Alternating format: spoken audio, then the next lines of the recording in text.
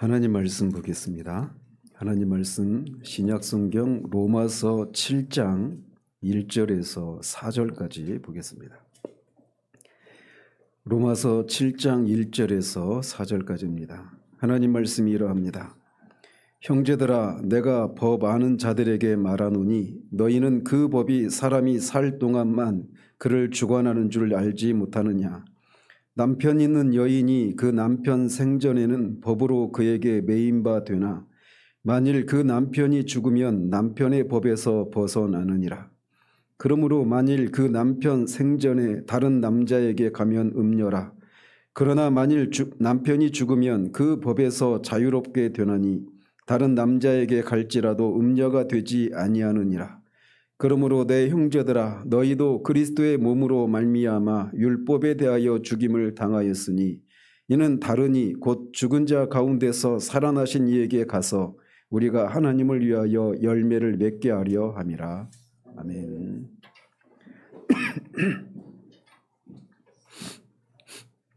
예, 우리는 지난주에 7장의 구조 분석을 통해서 7장의 가장 핵심적인 주제가 그리스도인과 율법과의 관계라고 말씀을 드렸습니다. 특히 성화에 있어서 그리스도인이 율법에 대해서 가지는 관계를 다루고 있는 장이 7장이라고 말씀드렸습니다. 그래서 결론적으로 내리고 있는 게 뭐냐? 우리가 율법을 지키는 것을 통해서 의롭다함을, 구원을 받는 것이 불가능한 것처럼 성화를 이루는 데 있어서도 율법으로는 우리가 그 성화를 이룰 수 없다라고 하는 것을 7장에서 다루고 있다고 말씀드렸습니다. 오늘부터 이제 7장을 하나씩 살펴가도록 합니다. 지난주에도 말씀드린 것처럼 이 7장은 전체로 세 부분으로 구분할 수 있는데 그 첫 번째 단락은 1절에서 6절까지입니다. 그리고 이 단락의 주제는 7장 전체 주제라고도 할 수 있는데 즉 말씀드린 것처럼 율법에 대한 그리스도인의 관계를 다루고 있습니다. 즉 모든 그리스도인은 전에는 율법 아래에 있었지만 이제는 율법으로부터 자유로워졌다라고 하는 것을 이 부분에서 다루고 있습니다. 우리가 율법으로부터 해방되는 일이 있지 않고서는 하나님을 위한 열매, 즉 성화의 열매를 맺을 수 없다. 이거를 이제 이 첫 번째 단락에서 다루고 있어요. 이렇게 사도는 첫 번째 단락에서 7장 전체의 주제에 해당되는 것을 주장한 후에 이어서 이 주장의 근거들을 좀 더 상세하게 또 경험적인 것을 동원해서 그것을 입증해 나가고 있습니다. 1절에 보면 형제들아, 내가 법 아는 자들에게 말하노니 너희는 그 법이 사람이 살 동안만 그를 주관하는 줄 알지 못하느냐라고 시작을 합니다. 먼저 사도가 여기서 형제들아라고 부르는 사람들은 유대인들만을 가리키는 것이 아니라 모든 그리스도인을 가리킵니다. 만약 여기서 말하는 형제들이 유대인만을 가리킨다면 7장은 유대인들과 율법과의 관계를 다루고 있는 장이 되고 맙니다. 그런데 사도는 유대인만을 가리킬 때는 유대인 이렇게 명시적으로 말을 하든지 아니면 뒤에 9장 3절에서처럼 나의 형제 곧 골육의 친척 이렇게 특별한 어떤 표현을 하고 있는 것을 우리가 그의 서신에서 특히 로마에서 우리가 발견할 수 있습니다. 따라서 여기서는 유대인들뿐만 아니라 그리스도인들 모두를 가리키고 있다라고 하는 것을 우리가 알 수가 있습니다. 즉 구원받은 유대인과 구원받은 이방인 모두를 형제들아 이렇게 부르고 있는 거예요. 그래서 4절에서도 보면 그러므로 내 형제들아 너희도 그리스도의 몸으로 말미암아 율법에 대하여 죽임을 당하였으니 라고 말하면서 여기서도 율법에 대해서 죽임을 당하고 그리스도와 새 남편인 그리스도와 결혼한 사람, 이 사람들 형제들 이렇게 부르는데 바로 이 사람들은 모든 그리스도인들을 가리킨다라고 알 수가 있습니다.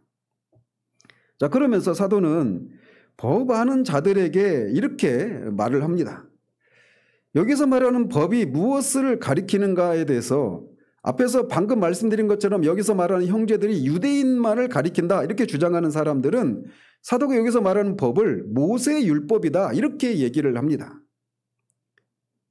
물론 여기서의 법은 모세율법을 포함하긴 하지만 사도가 여기서 의미하고 있는 것은 모세율법의 한정에서만 법 이렇게 말하고 있는 것이 아닙니다. 사도는 모든 인간 사회에서 보편적으로 가지고 있는 법을 가리키고 있습니다.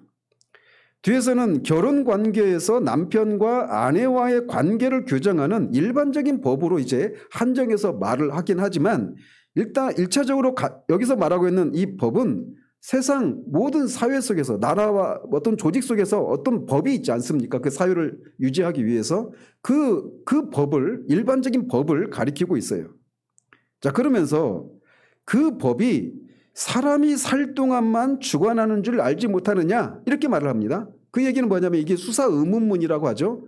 그래서 법이 사람이 살 동안만 주관하는 것을 너희가 모두 알지 않느냐 이렇게 얘기를 하고 있는 겁니다.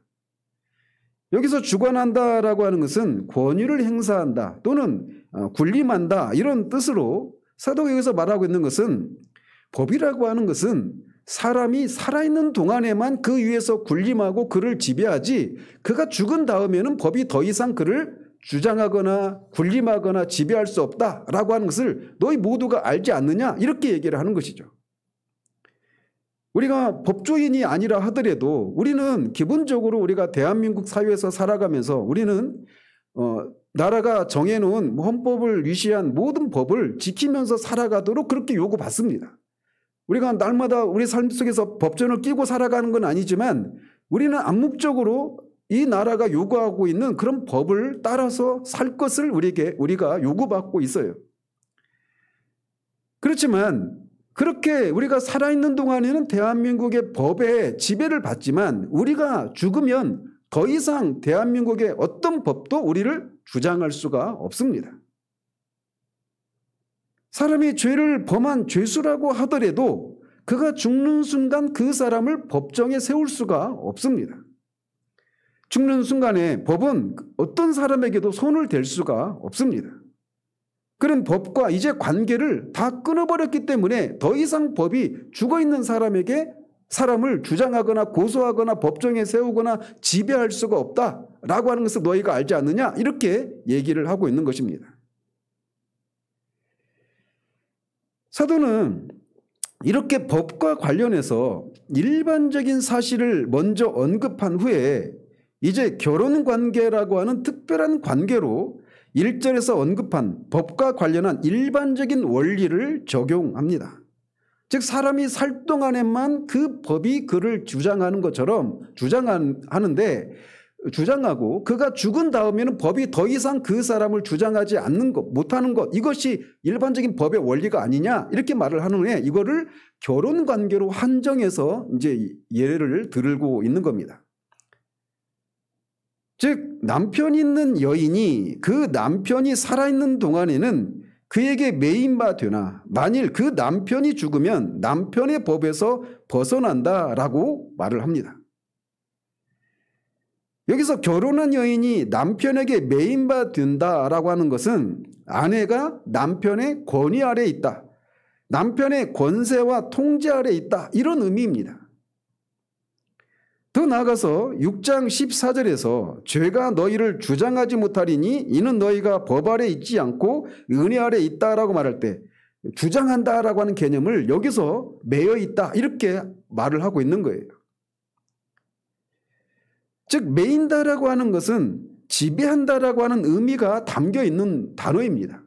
즉 아내는 남편의 다스림 안에 있다 이거를 의미하고 있는 거예요.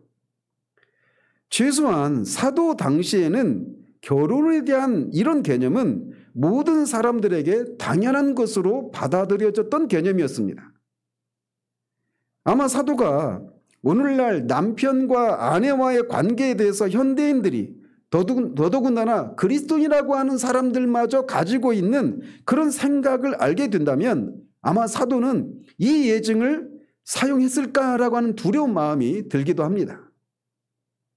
왜냐하면 사도가 이 당시 아내는 남편에게 매여 있다. 아내는 남편의 지배와 통제 아래 있다라고 하는 이 말은 오늘날의 현대인들에게는 특히나 더더군다나 그리스도인들마저도 이 말에 대해서 반발하는 마음을 가지고 있는 시대를 우리가 살아가고 있어요. 여성의 인권을 보호하고 신장한다는 미명하에 여성과 남성의 역할이 있어서의 차이와 구별을 무너뜨리는 데까지 나가버린 소위 페미니즘 운동의 폐해를 목도하고 있는 것이 우리의 실정이기 때문에 아마 사도가 이 당시에 이 결혼 예증, 남편과 아내와의 관계를 이런 식으로 말을 할 때는 뭔가 더 많은 얘기를 한 후에야 이런 예를 써야만 했다라고 생각을 하게 됩니다. 그렇지만 현대사회가 또 심지어 오늘날의 그리스도인들 중에서마저도 어떤 이 사도의 이 말에 대해서 아내는 남편에 매여 있는 존재다라고 한 이 표현에 대해서 아무리 거부감을 가지고 있다 하더라도 우리의 모든 신앙과 삶의 유일한 규범은 성경입니다. 그렇기 때문에 성경에서 남편과 아내의 관계에 대해서 뭐라고 말하는지가 우리의 기준이어야지 우리가 살고 있는 이 시대의 어떤 기준들이 우리의 삶의 규범이 되어서는 안 됩니다. 남편과 아내와의 관계에 대해서 성경적인 입장이 에베소서 5장 22절 이하에서 나옵니다. 특별히 아내들을 향해서 이렇게 얘기를 합니다. 아내들이여 자기 남편에게 복종하기를 주께 하듯 하라. 이는 남편이 아내의 머리됨이 그리스도께서 교회의 머리됨과 같음이니 그가 바로 몸의 구주시니라. 그러므로 교회가 그리스도에게 하듯 아내들도 범사에 자기 남편에게 복종할지니라 라고 말을 하고 있습니다. 에베소서 강의하면서도 이 부분을 말씀드릴 때 제가 마음에 많은 어려움을 가지고 이 말씀을 강의한 바가 있습니다. 아내는 남편에게 복종해야 합니다. 그것은 교회가 교회의 머리 되신 그리스도에게 복종하는 것처럼 복종해야 하는 것이 아내와 남편과의 관계에 대한 성경적인 입장이기 때문에 그렇습니다. 그리고 이런 관계는 창세기 3장 16절에서 하나님께서 하와에게 저주를 내리신 것에서 연유합니다. 너는 남편을 원하고 남편은 너를 다스릴 것이니라 라고 하나님은 하와에게 그렇게 말씀하셨어요. 하나님이 하와에게 이런 식으로 말씀하신 것은 우리가 알다시피 그녀가 먼저 범죄했고 먼저 죄 가운데 타락했기 때문에 이런 말씀을 하셨던 겁니다.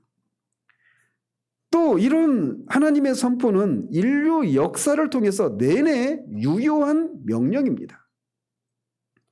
가부장적이고 폭군적인 남편도 성경적이지 못한 것이 사실이지만 그것에 대한 반동으로 정반대로 가는 것 역시 성경적이지 못한 것은 매 한 가지입니다. 남편은 아내의 머리요 가족의 머리입니다. 그리고 이것은 하나님께서 제정하신 질서예요. 그래서 바울은 그리스도와 교회의 관계로서 그것을 강조하고 있는 겁니다. 그래서 교회가 머리 되신 그리스도에게 범사에 복종하는 것처럼 아내도 그녀의 머리 된 남편에게 범사에 복종해야 된다라고 말을 하고 있는 겁니다. 여기서 끝나면 남편들만 좋아를 하겠죠. 그러나 그 이후에 이어지는 말씀에서 성경은 그리스도인 남편 또한 자기 아내를 존중하고 사랑해야 한다라고 그렇게 말을 합니다. 머리 대신 그리스도가 교회를 사랑하고 보호하고 양육하듯이 남편 역시 아내를 그렇게 해야 된다라고 얘기를 하고 있습니다. 남편은 그의 아내 위에 폭군 노릇을 하지 않아야 합니다. 그는 그녀의 위치를 인정하고 그녀를 존중해야 합니다. 이것이 성경적인 가정의 모습이에요. 그러면서 바울은 아내가 남편이 살아있는 동안에는 그에게 매여 있다라고 하는 것이 일반적으로 동의하는 것이었기 때문에 이렇게 말을 하고 있는 겁니다. 즉 남편이 있는 아내가 그 남편이 살아있는 동안에는 아내는 남편에 매여 있는 남편의 권위 아래 통제 아래 있는 그런 관계이지 않느냐, 이것을 너희가 알지 않느냐, 이렇게 얘기를 하고 있는 거예요. 자, 그렇다면 말씀드린 것처럼 바울은 이 7장에서 그리스도인과 율법과의 관계를 설명하고 있는 장이란 말입니다. 그런데 이것을 설명하기 위해서 그는 왜 결혼 관계라고 하는 것을 들어서 이 관계를 설명하려고 할까요? 여러 가지 이유가 있는데 그중에 첫 번째는 결혼 관계, 특히 남편에 대한 아내의 관계가 사람이 거듭나기 전과 후에 율법에 대한 관계를 가장 잘 설명해 주는 관계이기 때문에 그렇습니다. 아내는 남편이 살아있는 동안 남편의 권위 아래에 있습니다. 남편은 아내를 다스리고 주장합니다. 마찬가지로 거듭나기 전에 죄인 역시 율법 아래에 있고, 율법이라고 하는 남편 아래에 있고, 율법이라고 하는 남편이 그를 주장합니다. 그러니까 결혼관계 속에서 남편과 아내의 관계가 율법과 사람들의 관계를 잘 설명해 주고 있기 때문에 이 결혼관계를 들어서 그리스도인과 율법과의 관계를 설명하고 있는 거예요. 자, 그런데 남편이 죽으면 아내는 남편의 법에서 벗어나서 자유로워집니다. 마찬가지로 사람이 거듭나서 율법의 집에서 벗어나서 은혜 아래로 들어오게 되면 그는 이제 율법에 대해서 자유해집니다. 그 결과 죄는 율법을 통해 그를 더 이상 주장하지 못합니다. 바울이 이런 결혼 관계를 통해서 전달하고자 하는 것이 바로 이거예요. 한 남자에게 시집을 간 여자는 그 남자가 살아있는 동안에는 그 남편의 권위 아래에 있고 그의 권세와 통제 아래에 있습니다. 이것이 매였다라고 하는 단어 자체가 암시하고 있는 것입니다. 이것은 사도 바울의 논증에 있어서 매우 중요한데 그 까닭을 말씀드린 것처럼 바울은 이 남편을 율법에 비교하고 있기 때문에 그렇습니다. 그래서 옛 남편, 살아있을 때 그 옛 남편은 율법에, 새 남편은 그리스도에 비유하고 있는 거예요. 그래서 불신자가 율법에 대해서 가지는 관계는 아내가 남편에 대해서 가지는 관계와 동일시하고 있는 겁니다. 바울은 남편이 살아있는 동안에는 여자는 그 남편의 권위와 세력과 통제 아래에 있다라고 역설하고 있어요. 그런데 이것이 모든 인류가 하나님의 율법에 대해서 나면서부터 가지고 있는 입장이라는 겁니다. 전체 인류는, 모든 인류는 하나님의 율법 아래에 있습니다. 율법의 권세와 지위와 통제 아래에 있단 말이에요. 모세를 통해서 하나님의 율법을 받은 유대인만 그런 율법의 권세 아래에 있는 것이 아니라 앞에 2장에서 역설했던 것처럼 모세 율법을 받지 못한 이방인들 역시 마음에 율법이 그 마음에 새겨져 있어서 그들 역시도 율법 아래에 있습니다. 그래서 모든 인류, 즉 유대인과 이방인 모든 사람들은 다 하나님의 율법 아래에 있다라고 말을 하고 있는 겁니다. 결혼 관계는 우리로 하여금 하나님의 율법에 대한 죄인의 이런 보편적인 관계를 이해하는 데 매우 큰 도움을 줍니다. 아내는 자기 남편의 말과 권위 아래에 있습니다. 그처럼 전체 인류도 하나님의 율법 아래에 있어요. 그래서 그가 그리스도인과 율법과의 관계를 설명하기 위해서 이 결혼 관계를 들어서 사용하고 있는 겁니다.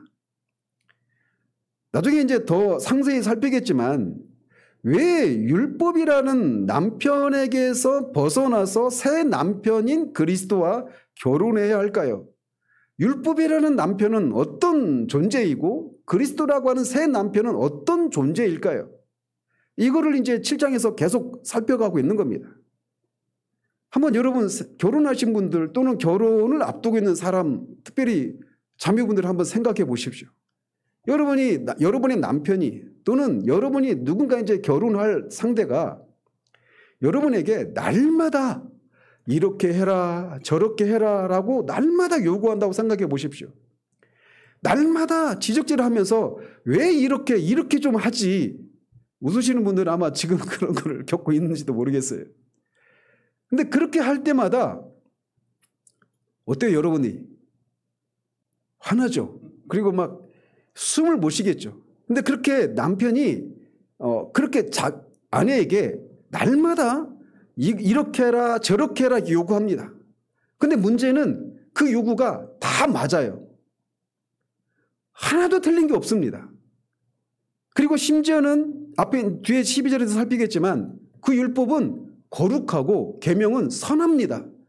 그 남편이 우리에게 이렇게 해라 저렇게 하지 말아라 이렇게 요구하는 것은 우리를 살리기 위해서 그렇게 요구하는 겁니다. 성경이 율법이라고 하는 남편에 대해서 설명하고 있는 것이 바로 그 개념이에요. 그런데 문제는 그 율법이라고 하는 남편이 우리에게 요구하는 것을 우리가 할 수가 없다라는 겁니다. 야고보 사도가 말하고 있는 것처럼 율법을 우리가 다 지키다가 하나라도 어기면 모든 것을 어긴 것이다 이렇게 말을 해요. 그러니까 율법이라고 하는 남편이 요구하는 것들에 대해서 우리가 순종하려고 어떻게든지 막 순종을 했는데 하다가 뭐 100개 중에 99개를 순종했어요. 그럼 만족할 만하잖아요, 남편이. 근데 나머지 1개만 그 남편이 요구하는 것을 어기면 전체를 어긴 것이 된다라고 말하고 있는 거예요. 이게 율법과 모든 사람들이 갖고 있는 관계입니다. 그러니 그 율법 앞에 사람이 숨을 쉴 수 있겠습니까? 뿐만 아니라 숨을 쉴 수 없는 정도가 아닙니다. 왜냐하면 율법이라고 하는 남편이 요구하는 것을 지키지 못하면 율법은 날마다 우리에게 너 매 좀 맞아야 되겠다 이렇게 얘기합니다. 그 매가 뭡니까? 사망이에요. 율법이라고 하는 남편이 요구하는 것을 하나라도 어기면 우리는 다 죽어야 합니다. 이게 율법이라고 하는 남편 아래에 있는 모든 사람들이 갖고 있는 관계예요. 사람이 율법 아래 있다라고 하는 것이 무엇을 의미하는지 아시겠습니까? 오늘날 그런데 그 율법이 요구하는 것을 그렇게 우리가 지킬 수 없기 때문에 그리고 율법이라고 하는 남편 앞에 서면 날마다 우리 마음이 막 쫄리죠. 그리고 두렵고 생각하기조차 무섭습니다. 이게 거듭나기 전에 모든 그리스도인의 상태예요. 그런데 문제는 내가 율법 아래 그런 관계라고 하는 것을 대부분 모릅니다. 사람들이. 성령께서 우리가 그런 상태에 있다라고 하는 것을 알게 하실 때 여러분들이 율법이 요구하는 것을 내가 하나도 지킬 수 없는 그런 존재구나 하는 것을 알게 됐을 때 여러분의 심령은 무너집니다. 그리고 여러분이 한번 생각해 보십시오. 저 같은 경우는 회심하기 전에 신명기를 읽는데 장마다 이런 사람은 돌에 맞아 죽어야 된다라고 하는 말씀이 나올 때마다 다 저를 가리키는 거예요. 그러니까 성경을 읽는 것이 시편에는 주의 말씀이 내 마음에 꿀송이처럼 달도속이다 막 이런 얘기를 하는데 저한테는 율법이 그렇게 다가오지가 않아요. 율법을 보면 날마다 그렇게 요구하는 그 남편 앞에 숨이 막혀하고 무서워하고 두려워하고 있는 그런 아내와 같은 심정이 바로 저의 심정이었어요. 이게 그리스도 밖에 있었을 때 구원받지 못한 사람들이 율법과의 관계 속에 있는 모습이란 말이에요. 나중에 말씀드리겠지만 이 관계를 그러니 그런 상태에 있는 아내가 얼마나 이 남편을 무서워하고 싫어하겠습니까? 그렇지 않습니까? 정상적이란 말이에요. 그런데 보니까 이웃집 남편이 있어요. 남자가 있어요. 근데 그 남자는 우리 남편은 날마다 우리한테 이렇게 해라 저렇게 하라라고 하면서 하나도 거들어주지 않아요. 나한테 요구할 뿐입니다. 그리고 나는 지킬 수도 없고 날마다 그것 때문에 정죄감을 받고 죄책감에 시달리고 남편 앞에 서는 것이 날마다 발발 떨게 되는 그런 상태예요. 그런데 이웃집 남편은 너무 친절해요. 그러면서 우리에게 이렇게 해라 저렇게 하라는 것을 요구하지 않는 건 아닌데 그거를 말하면서 우리를 도와줍니다. 우리가 그것을 할 수 있도록 도와줘요. 나중에 이제 더 말씀드리겠지만 율법이라고 하는 남편과 그리스도라고 하는 남편은 이렇게 다릅니다. 그렇게 말하면 율법이라고 하는 남편이 정말 못됐구만 이렇게 생각할 수 있죠. 얼마나 폭군이고 얼마나 이기적이고 자기중심적이면 날마다 그렇게 아내한테 그렇게 지킬 수도 없는 것을 요구할까 이렇게 생각할 수 있지 않습니까? 근데 율법이라는 남편은 그 자체로는 거룩하고 선합니다. 심지어 우리를 살리기 위해서 그렇게 요구하는 거예요. 근데 문제는 우리 육신이 연약하기 때문에 그것을 지킬 수가 없다라는 겁니다. 그러니 어떻게 합니까? 이것을 지켜야 되는데 지킬 수 없고 지킬 수 없기 때문에 우리가 하나님의 정죄와 심판 아래 있는 그런 상태, 움츠고 뛸 수도 없는 그런 상태 가운데 있는 것이 모든 사람들의 상태인 거예요. 그런 상태에서 벗어날 수 있는 유일한 길이 있습니다. 그거를 얘기하려고 하는 거예요. 7장에서 사도가. 여러분이 7장을 살피면 말할 수 없는 자유함을 누립니다. 그리스도인이라고 하는 존재가 옛 남편인 율법에서 자유해져서 새 남편인 그리스도와 결혼했다라고 하는 이 사실을 아는 것은 우리에게 말할 수 없는 자유를, 생명을 가져다 줍니다. 어쨌든 결혼 관계는 이렇게 아내가 남편의 권위 아래 있는 이것을 잘 드러내는 것인데 그리스도인과 율법과 관계를 잘 설명해 주는 그런 예증이 되기 때문에 첫 번째 이유로 그걸 들고 있는 거예요. 자, 사도가 결혼 예증을 사용하고 있는 두 번째 이유는 결혼 관계가 가지고 있는 영구적인 특징 때문이기도 합니다. 남편이 있는 여인이 그 남편 생전에는 그 남편에게 메인바듀나라고 할 때 그 메인바듀나라고 하는 이 단어가 시제가 완료 시제입니다. 그래서 이 시제의 의미를 살려서 다시 번역하면 이렇게 됩니다. 남편이 있는 여인은 영구히 남편에게 법으로 매인바 되었다. 이렇게 얘기하고 있는 거예요. 즉 그녀는 남편이 살아있는 동안 이 결혼관계 속에 계속 매이게 된다. 영구적으로 매이게 되어 있다. 이렇게 말을 하는 겁니다. 생각해 보십시오. 아까 말한 그런 남편이에요. 근데 이 관계를 내가 싫다고 끊을 수가 없다라는 겁니다. 이 관계 안에 계속 매여 있다라는 거예요. 그 남편이 살아있는 동안에. 그거를 결혼관계라고 하는 것을 통해서 율법과 그리스도인의 관계를, 사람들과의 관계를 잘 묘사해 주기 때문에 이렇게 결혼관계를 사용해서 이 관계를 설명해 주고 있는 거예요. 1절에서 이미 말했듯이 이 관계를 끊을 수 있는 것은 어떤 것을 통해서만 가능합니까? 죽음밖에는 없어요. 여러분들 중에 혹시 죽는 것 말고도 이혼을 하면 이 관계에서 벗어날 수 있지 않습니까? 이렇게 생각하시는 분도 계실 수 있어요. 그렇지만 이 시점에서 사도의 관심은 거기에 있지 않습니다. 우리 주님이 마태복음 19장 8절에서 말씀하셨듯이 이혼은 우리 마음의 완악함 때문에 허락하신 것이지 결혼과 관련해서 하나님께서 원래 규정하신 것은 아닙니다. 결혼과 관련해서 하나님이 규정하신 것은 하나님이 하나 되게 하신 것을 누구도 끊을 수 없다. 이게 하나님이 정하신 결혼 법칙이에요. 다만 여기서 바울이 결혼관계에 대해서 강조하고 있는 원리는 정상적인 경우라면 결혼은 죽음으로 밖에는 끊어지지 않는다라고 하는 것을 말해주고 있는 겁니다. 죽음만이 이 결혼관계를 종식시킬 수 있습니다. 바로 그것을 바울이 강조하고 싶어하고 있는 거예요.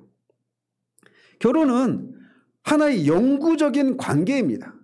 그러나 죽음으로 그 관계는 종식될 수 있고 죽음 말고는 이 관계를 종식시킬 수 있는 것도 없습니다. 마찬가지로 율법 아래에 있는 죄인의 경우에도 율법의 지배에서 벗어날 수 있는 유일한 길 역시 죽음밖에 없다라는 겁니다. 결혼관계가 가지고 있는 이 특징이 바로 이것을 잘 나타내주고 있기 때문에 사도는 이 지점에서 결혼 예증을 들고 있는 거예요. 세 번째로 바울이 결혼 예증을 사용하고 있는 이유는 이렇게 매여 있는 관계에서 새로운 관계로 들어갈 가능성을 결혼 관계만큼 또 잘 보여주는 것이 없기 때문에 그렇습니다. 자기 남편과 결혼한 여인은 그가 살아있는 동안에 그 남편에게 법으로 매여 있습니다.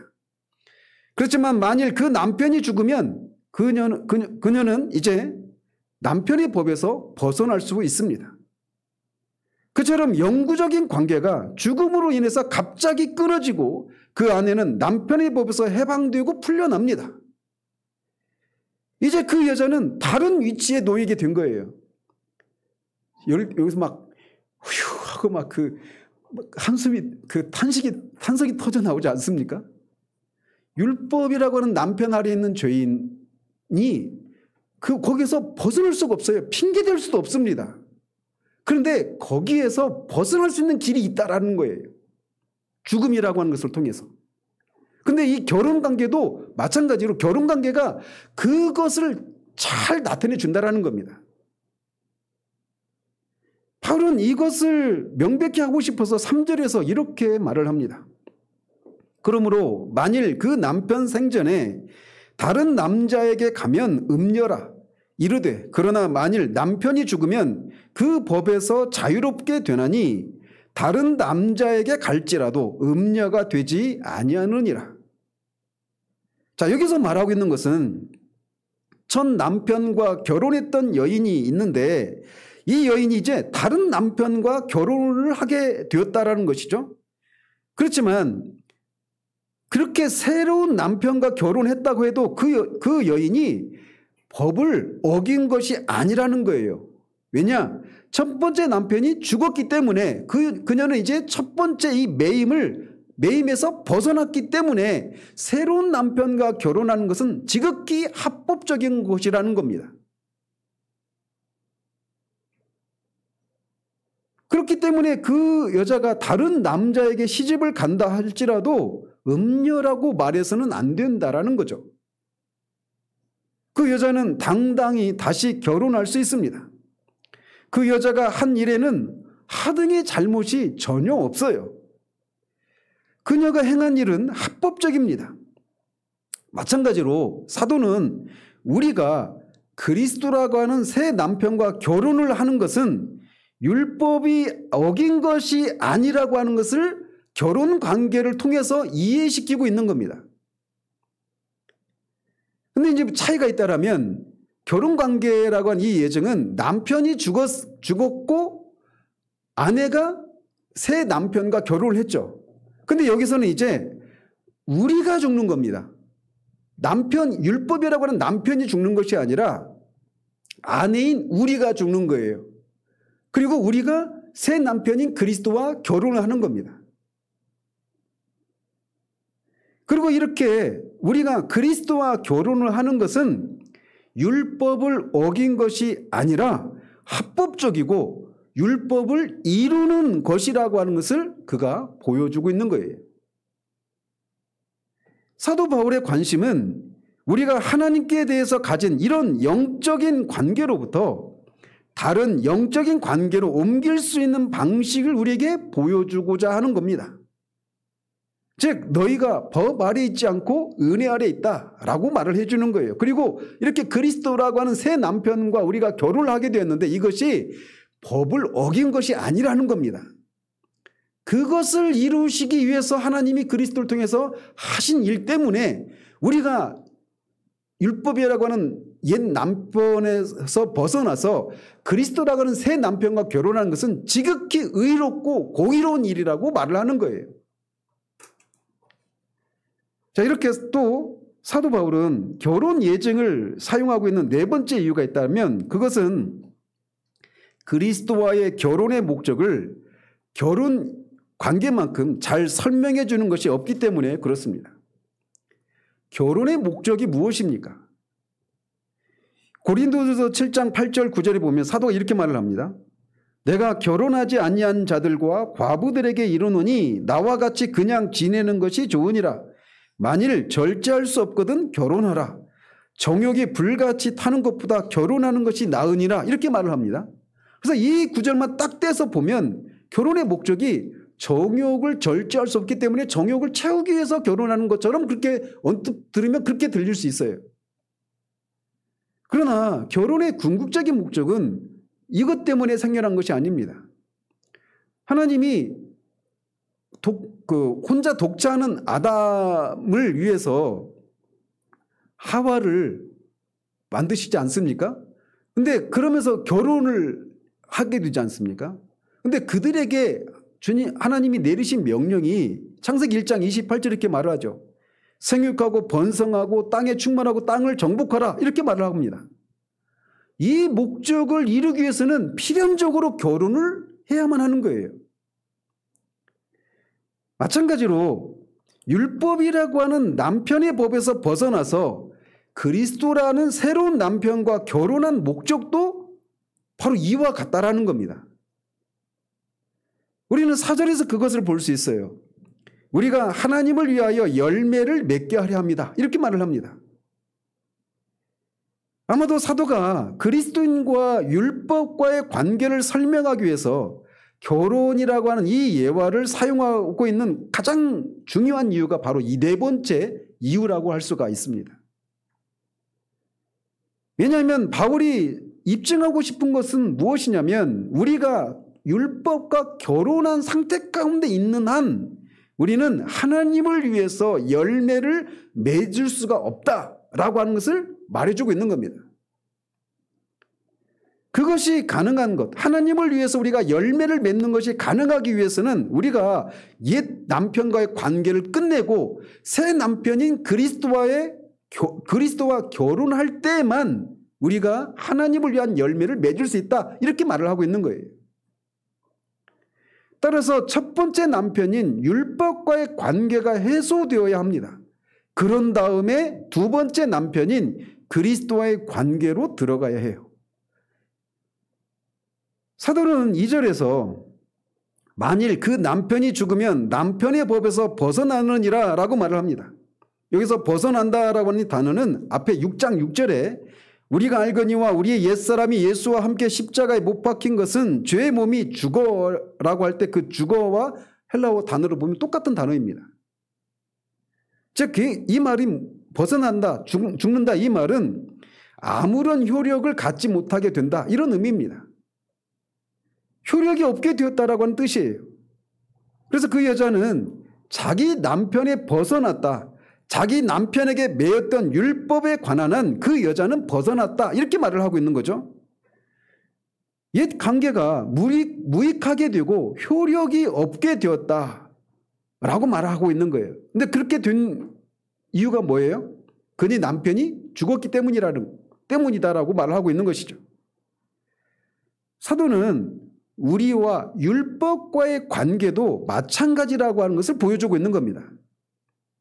다른 말로 해서 사도 바울이 우리에게 입증하려고 하는 것은 우리가 하나님을 위해서 열매를 맺으려고 한다면 반드시 먼저 율법의 능력과 지배에서 벗어나야만 그것이 가능하다. 이거를 말해주고 싶은 겁니다.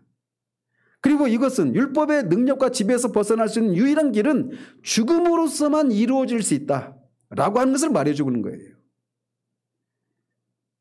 만일 그 관계가 죽음에 의해서 끊어지지 않는다면 그것은 합법적으로 끊어지는 것이 아니다라고 하는 것을 말해주고 있는 겁니다. 그렇게 되는 경우에는 음행과 관련된 것이다 라고 얘기하고 있는 거죠. 그래서 바울은 주 예수 그리스도로 말미암아 또 그 안에서 우리에게 일어난 일이 율법을 어기는 것이 아니라 오히려 율법을 완성시키는 것이다 이렇게 말해주고 있는 겁니다. 자, 우리가 하나님을 위해서 열매를 맺기 위해서는 먼저는 옛 남편인 율법과의 관계에서 해방이 되어야 됩니다. 그리고 이 해방의 방식은 죽음을 통해서만 가능해요. 그런데 그렇게만 하면 이 옛 남편인 율법과의 관계를 청산하기만 하면 우리가 하나님을 위한 열매를 맺을 수 있느냐? 그렇지 않습니다. 우리가 하나님을 위해서 열매를 맺으려면 이제 새로운 관계로 들어가야 합니다. 또 이 새로운 관계로 들어가는 이 과정은 율법을 높이고 율법과 전적으로 일치해야 되는 거예요. 그렇기 때문에 3절에서 그 점을 입증하고 있는 겁니다. 그러므로 만일 그 남편 생전에 다른 남자에게 가면 음녀라. 그러나 만일 남편이 죽으면 그 법에서 자유롭게 되나니 다른 남자에게 갈지라도 음녀가 되지 아니하느니라. 즉 사도는 이 부분에서 하나님께서 옛 남편인 율법의 아래에 있었던 우리가 율법과의 관계를 청산하고 새 남편인 그리스도와 결혼을 하게 된 것이 지극히 합법적인 것이다. 율법을 높이고 율법을 의롭게 하는, 율법의 요구를 다 이루는 방식으로 이루어진 것이다라고 하는 것을 말해주고 있는 겁니다. 그래서 결국 로마서 3장 26절에 곧 이때 자기의 의로우심을 나타내사 자기도 의로우시며 또한 예수 믿는 자를 의롭다 하려 하심이니라 라고 했던 그 말씀을 이런 식으로 표현하고 있는 거예요. 거기서도 말씀드렸지만 우리가 예수를 믿으면 의롭다고 하나님 우리를 여겨주십니다. 우리는 여전히 불의한데도 우리 때문이 아니라 우리를 위해서 그의 아들인 예수 그리스도께서 십자가의 화목제물로 죽으시는 것을 통해서 율법의 요구를 다 이루었기 때문에 그 예수를 믿는 사람도 의롭다고 여겨주시는 거예요. 이를 아니할지라도 경건하지 아니한 자를 의롭다고 하시는 하나님, 이게 복음입니다. 우리는 의롭지 않은데, 우리가 의롭게 되기 위해서 일을 하지도 않았고 할 수도 없는데 우리를 대신해서 그 일을 하신 그 그리스도의 죽으심과 부활을 통해서 이루신 그 일을 믿는 사람을 의롭다고 해주시는 것, 이게 복음이에요. 하나님이 하시는 일은 언제나 의롭습니다. 그렇기 때문에 3장 31절에서 그런즉 우리가 믿음으로 말미암아 율법을 파기하느냐, 그럴 수 없느니라, 도리어 율법을 굳게 세우느니라 라고 말하고 있는 겁니다. 즉 우리가 율법이라고 하는 남편에서 벗어나서 새 남편인 그리스도와 결혼을 해야만 하나님을 위한 열매를 맺을 수 있는데, 그 과정이 지극히 율법을 높이고 의로운 방식으로 이루어졌다라고 말을 하고 있는 거예요. 그 방식은 우리가 죽는 것을 통해서 이루어진 것이 아니라 그리스도의 몸으로 말미암아 우리가 그리스도와 함께 죽고 그와 함께 살아나는 것을 통해서 이 일이 이루어졌다라고 말하고 있는 거예요. 그래서 우리가 율법이라고 하는 남편의 집에서 벗어나서 새 남편인 그리스도와 결혼을 한 이것은 지극히 합법적이고 의롭다라고 하는 것을 강조해 주고 있는 겁니다. 자, 사도 바울은 이렇게 결혼 예증을 상술한 다음에 4절에서 그것에 대한 적용을 해나가기 시작합니다. 즉 그는 이제 결혼관계에 관한 예증을 모든 신자, 즉 그리스도 예수 안에 있는 사람들에게 적용시킵니다. 그러므로 내 형제들아, 너희도 그리스도의 몸으로 말미암아 율법에 대하여 죽임을 당하였으니 이는 다르니 곧 죽은 자 가운데서 살아나신 이에게 가서 우리가 하나님을 위하여 열매를 맺게 하려 함이라. 이 사절은 우리가 다음 주에 한 번 더 상세히 살필 겁니다. 왜냐하면 이 사절은 우리에게 한 사람이 그리스도인이 된다라고 하는 것이 무엇인지를 완벽하게 정해주고 있는 아주 중요한 구절 중에 하나이기 때문에 그래요. 이 짧은 구절 안에 한 사람이 그리스도인이 된다라고 하는 것이 무엇을 의미하는지, 또는 반대로 그 사람이 정말 그리스도인인지 아닌지를 이 구절을 통해서 우리에게 말해주고 있기 때문에 매우 중요한 구절입니다. 그래서 다음 주에 한 번 더 상세히 살필 겁니다. 자, 오늘은 그리스도인과 율법과의 관계가 결혼 예증을 통해서 잘 설명해 주기 때문에 이 결혼 관계를 들어서 설명하겠다 지금까지 말씀드리지 않았습니까? 그럼에도 불구하고 예화는 항상 모든 세세한 부분에서까지 완벽한 것은 아닙니다. 이 결혼 관계도 마찬가지예요. 단적으로 어때요? 결혼 관계는 남편이 죽어야만 아내가 새 남편과 결혼할 수 있죠. 근데 우리가 그리스도와 결혼하기 위해서는 율법이라는 남편이 죽는 게 아닙니다. 율법이라는 남편은 여전히 시퍼렇게 살아 있습니다. 지금도 살아 있고 우리에게 요구하기까지 합니다. 그리고 우리는 그 율법의 요구를 이루어야 돼요. 근데 결혼 관계는 그렇게 할 수 없잖아요. 남편이 죽었으니까 죽은 남편이 우리에게 이렇게 해라 저렇게 해라 이렇게 요구할 수도 없잖아요. 그거 들을 필요도 없죠. 그런데 율법과 신자의 관계는 그 결혼 관계만으로는 충분히 설명하지 못하는 그런 한계가 있어요. 그래서 그 한계 때문에 발생하는 오해가 있습니다. 오늘은 그 부분만 말씀을 드리려고 합니다. 앞에서도 잠시 언급했지만 아내가 새 남편과 합법적으로 결혼하기 위해서는 전 남편이 죽었을 때만 가능합니다. 그런데 그리스도인의 경우에는 새 남편인 그리스도와 결혼하기 위해서는 전 남편인 율법이 죽어야 하는데 율법이 죽을 수가 없는 겁니다. 이게 문제인 거예요. 그래서 사도는 율법이 죽었다 이렇게 말하지 않아요. 말할 수도 없습니다. 대신 율법에 대하여 우리가 죽었다 이렇게 표현을 합니다.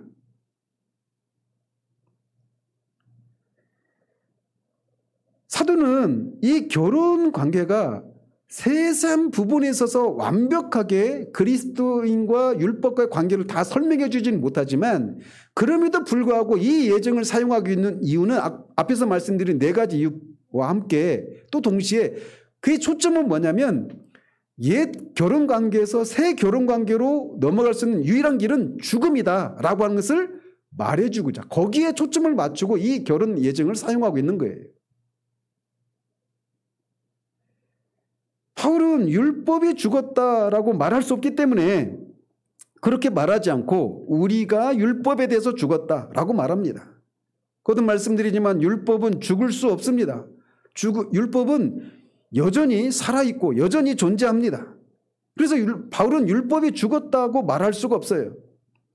그런데 중요한 것은 죽음은 이미 일어났기 때문에 우리가 더 이상 율법에 매이지 않고 더 이상 율법의 지배 아래 있지 않다는 것입니다.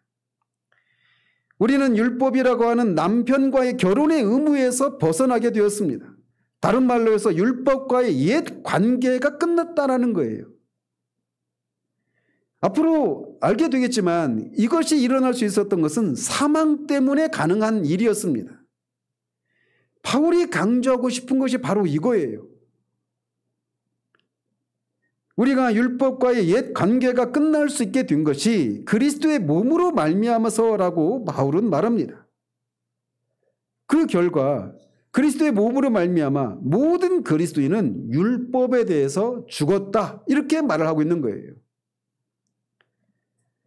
그런데 모든 그리스도인은 율법에 대해서 죽은 사람들입니다. 이게 그리스도인의 위치예요.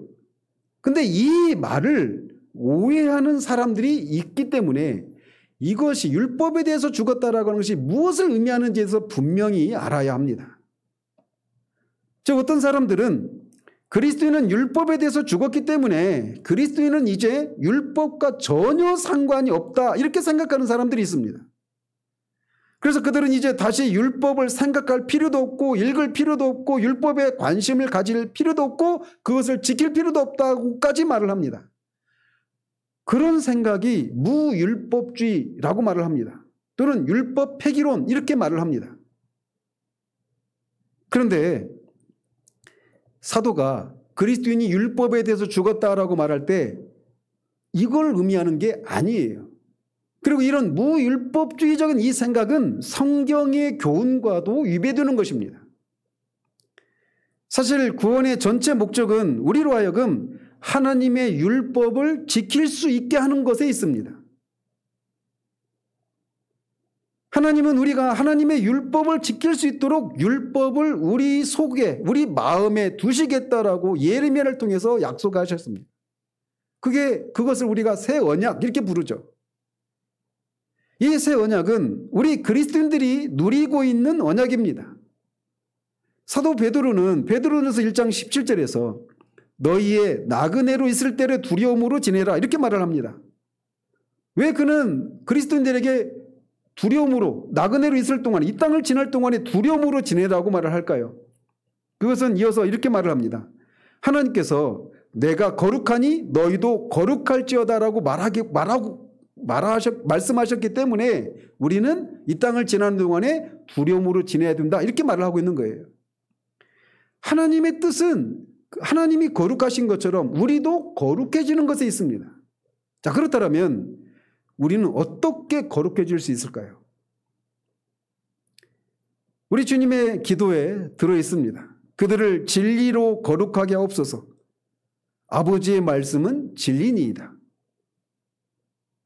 우리 주님, 즉 우리가 거룩하게 되는 것이 하나님의 뜻인데 우리가 어떻게 거룩해지느냐? 진리, 즉 아버지의 말씀, 하나님의 말씀을 따라 사는 것을 통해서 우리가 거룩해질 수 있다. 이렇게 말을 하는 겁니다.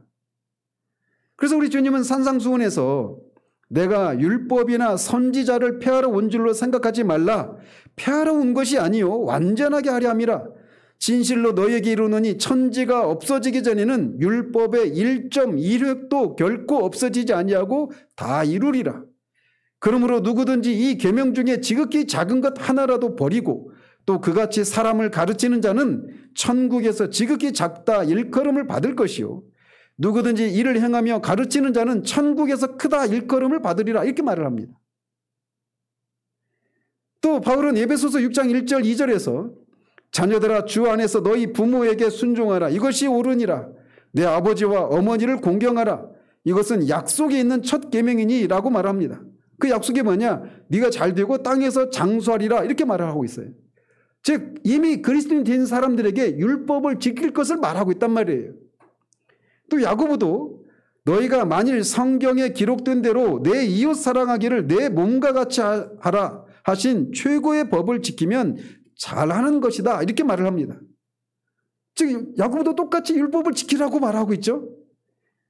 또 바울은 뒤에 이제 로마서 7장 12절에 보면 이로 보건대 율법은 거룩하고 계명도 거룩하고 의로우며 선하도다라고 말하면서 율법을 높이고 있습니다. 결정적으로 8장 3절에서 보면 율법이 육신으로 말미암아 연약하여 할 수 없는 그것을 하나님은 하시나니 곧 죄로 말미암아 자기 아들을 죄 있는 육신의 모양으로 보내어 육신의 죄를 정하사. 율법이 거룩하고 선하고 우리가 마땅히 지켜야 되는 거예요. 근데 문제는 우리가 육체가 약하기 때문에 그것을 할 수가 없다라는 겁니다. 그것을 하기 위해서 하나님의 아들 이 땅에 보내시고 그에게 죄를 정하고 그가 십자가에 죽게 하셨다라는 거예요. 무엇을 위해서? 4절에 보면 육신을 따르지 않고 그 영을 따라 행하는 우리에게 율법의 요구를 이루어지게 하기 위해서 그렇게 하셨다라고 말하고 있습니다. 즉 이 말씀을 통해서 우리가 말할 수 있는 것은 뭐냐? 그리스도인은 율법에 대해서 죽었지만 그것이 의미하는 것이 우리가 더 이상 율법에 관심을 가질 필요도 없고 율법을 지킬 필요도 없다. 이걸 의미하는 게 아니라는 겁니다. 이 다양한 성경 구절들이 우리에게 그것을 말해주고 있단 말이에요. 오히려 이 율법을 지킬 수 있도록 어떻게? 영을 따라 행하면 우리가 그것을 할 수 있다라고 말하고 있는 겁니다. 그러니까 7장은 뭐냐면 율법의 요구를 영을 따라 행하지 않는 사람이 겪는 실패의 사례를 우리에게 보여주고 있는 거예요. 사도 바울은 뒤에 13장에서 피차 사랑의 빚 이외에는 아무에게든지 아무 빚도 지지 말라. 남을 사랑하는 자는 율법을 다 이루었느니라. 간음하지 말라, 살인하지 말라, 도둑질하지 말라, 탐내지 말라 한 것과 그 이외에 다른 계명이 있을지라도 내 이웃을 내 자신과 같이 사랑하라 하신 그 말씀 가운데 다 들었느니라. 사랑은 이웃에게 악을 행하지 아니하나니 그러므로 사랑은 율법의 완성이니라 라고 말합니다. 즉 이 말을 통해서 사도는 지금 십계명을 지키라고 말하고 있는 겁니다. 십계명이 말하고 있는 게 뭐냐? 내 이웃을 사랑하라 라고 하는 이 말씀으로 축약할 수 있다고 말하고 있는 거예요. 그래서 결국 신자들이 십계명과 상관이 없다 이렇게 말하고 있는 게 아니란 말입니다. 따라서 이 사도의 서신을 받고 있는 당시의 신자들이 십계명과 관계가 있는 것처럼 오늘날 우리도 마찬가지로 십계명과 관련이 있단 말이죠. 따라서 그리스도인은 율법에 대해서 죽었다라고 하는 것을 무율법주의적인 방식으로 생각하는 것을 조심해야 합니다. 그런데 실천적으로 이렇게 하는 사람이 오늘날 너무나 많습니다. 나는 구원받았다라고 말하면서 하나님의 뜻인 율법을 지키는 삶이 없다면 그는 스스로 속고 있는 겁니다. 그리스도께서 오셔서 우리를 위해서 죽으시고 다시 살아나신 목적은 그를 믿어서 구원받은 우리가 율법과 상관없는 삶을 살도록 하기 위한 것이 아니라 오히려 율법을 따라 행하도록 율법을 지켜서 하나님이 거룩하신 것처럼 거룩한 사람이 되는 것, 하나님을 위한 열매를 맺기 위해서 그렇게 하셨다라고 말하고 있는 겁니다. 그러니까 나는 예수 믿고 있고 나는 구원받았어요 라고 말하면서 범사에 하나님의 뜻이 무엇인지를 알려고 하지 않고 이게 하나님의 뜻에 어긋나는 것인지 아닌지 율법을 따라서 율법을 살피고 율법을 배우고 율법을 따라 살아가려고 한 이런 삶의 모습이 없는 채 나는 구원받았다라고 말하는 것은 스스로 속고 있는 거예요.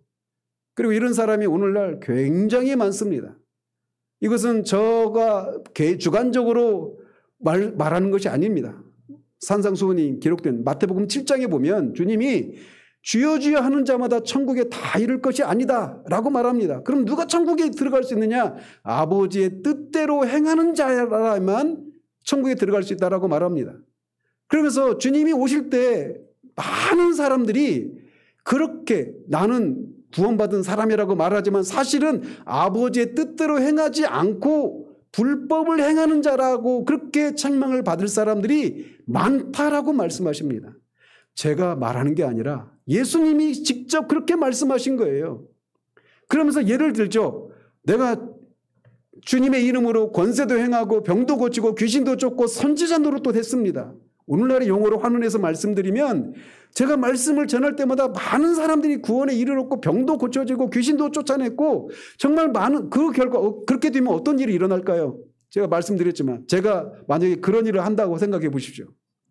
우리 교회 이거 막 몇십 배 되는 공간으로 옮겨가야 됩니다. 사람들이 수없이 많이 몰려오지 않겠습니까?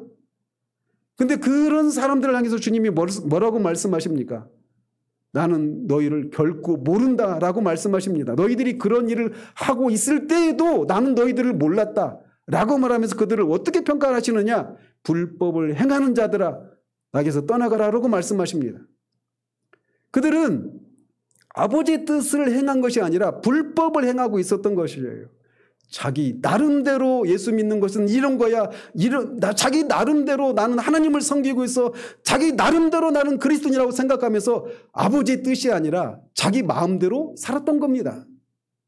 근데 그런 사람이 많다라는 겁니다. 모든 사람은 다 율법이라고 하는 남편 아래에 있습니다. 아까 앞에서도 잠시 말씀드렸지만 그 율법 아래 내가 있다라고 하는 것, 이것을 성령께서 깨닫게 하실 때 공통적으로 나타나는 모습은 무엇이냐면 내가 정말 전적으로 타락했구나. 내가 이 율법의 요구를 하나도 지킬 수가 없구나. 그렇기 때문에 나는 이 율법을 따라 살 수도 없고 율법을 따라 살지 못했기 때문에 나는 하나님의 심판 아래 있구나라고 하는 데서 오는 자기 절망, 그게 있어요. 오늘날은 그리스도인이 되었다, 나는 그리스도인이다, 구원받았다라고 말하지만 이것이 무엇인지 모른 채 견문으로 들어오는 사람들이 너무나 많은 시대를 살고 있습니다. 여러분들은 이런 방식으로 구원에 이른 사람들입니까? 여러분의 남편은 옛 남편이라고 하는 것을 성경이 말하는 방식대로 알고 있습니까? 그 율법의 요구를 내가 숨조차 쉴 수 없고 율법을 생각하면 두렵고 무섭고 그 앞에서 내가 심판받아 마땅한 그 사실 때문에 그리고 그것에서 벗어날 수 없다고 하는 자신의 그 모습을 인한 자기 절망이 있습니까? 그래서 하나님의 은혜가 아니면 내가 여기서 벗어날 수 없습니다라고 하는 그 하나님을 향한 구원의 갈망과 소망이 있습니까? 그리고 그런 여러분을 위해서 바로 유일하게 벗어날 수 있는 길이 하나가 있는데 죽음을 통해서만 그 옛 남편에서 벗어날 수 있는데 우리가 예수 그리스도를 믿을 때 그와 함께 십자가에서 죽고 그와 함께 살아나는 것을 통해서 그 율법에서 우리가 죽어서 율법에서 자유할 수 있는 길이 있다라고 하는 이 복음이 여러분에게 정말 복음으로 기쁜 소식으로 들리고 있느냐라는 겁니다. 오늘날은 가짜 그리스도인들이 너무나 많습니다.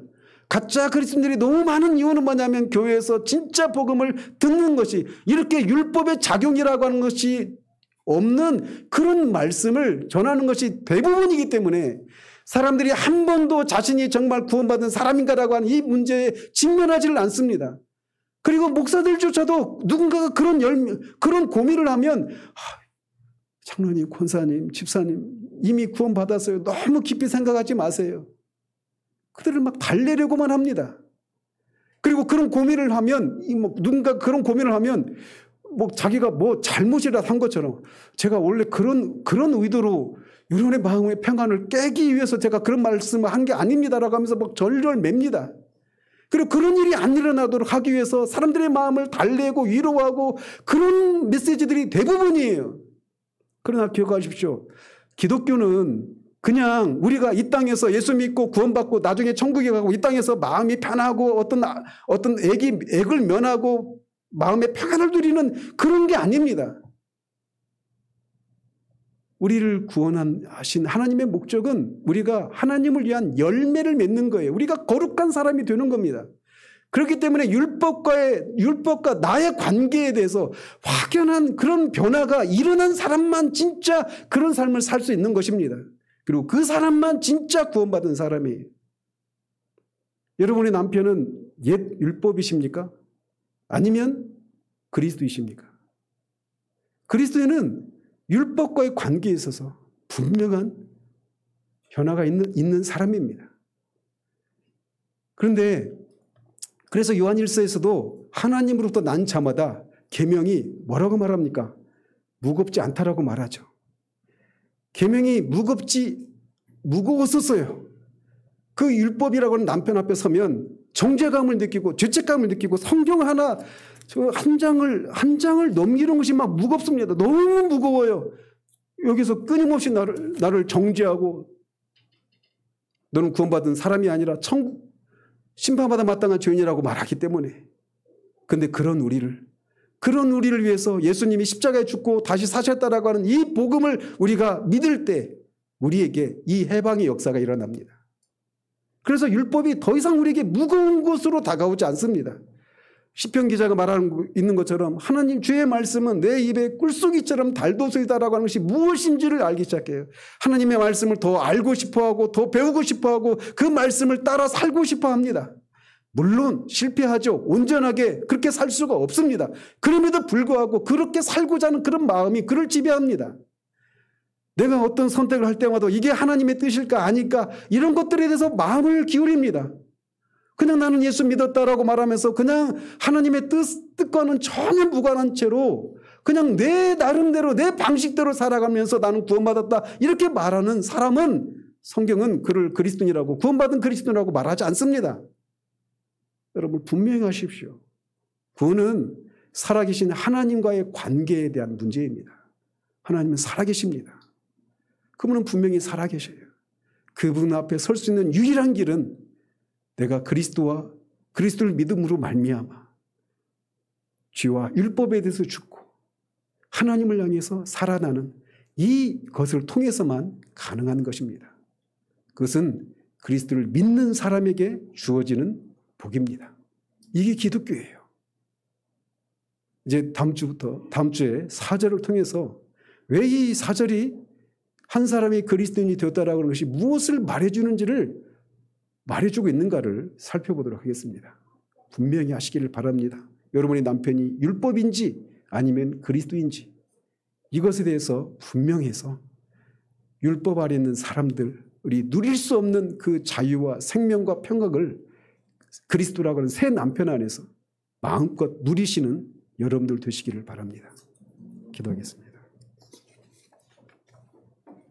하나님 아버지, 율법에 대해서 모든 사람들이 가지고 있는 관계가 무엇인지, 그 율법 아래 우리가 정말 아무것도 할 수 없고 그렇기 때문에 우리는 늘 율법의 정죄 아래 있는 그런 사람들이라고 하는 것을 이 아침에 다시금 살폈나이다. 문제는 율법이 우리에게 요구하고 있는 것이 다 선하고 거룩하고 심지어 우리가 그것을 따라 살 때만 진짜 삶을 누릴 수 있다는 것입니다. 그러나 우리는 그것을 따라 살 수 없게 진짜 생명을 자유를 누릴 수 없고 또 그것을 따라 살지 않기 때문에 생명을 누리지 못하는 것을 넘어서서 그 율법은 늘 우리를 정죄하고 우리가 하나님의 심판 아래 있다라고 말을 합니다. 율법의 요구를 우리가 마땅히 지켜야 되는데 지킬 수 없고 지키지 못한 결과 우리가 받아야 될 그 심판을 하나님이 아들에게 대신 지우시고 우리가 받아야 될 심판을 아들이 대신 받게 하시고 그 아들을 믿는 자마다 우리가 율법의 요구를 다 이루었다고 하시는 이 복음을 우리 모두가 복음으로 받아들일 수 있는 은혜를 허락해 주시옵소서. 우리가 이미 율법으로부터 이 옛 결혼관계가 끝났고 그리스도와 새로운 결혼관계 속에 들어갔다라고 하는 이 진리가 무엇인가 아는 그런 우리들 되기를 원합니다. 그 안에서 참된 자유를 생명을 누리는 우리들 될 수 있도록 도와주시기를 원합니다. 예수 그리스도 이름으로 기도합니다. 아멘.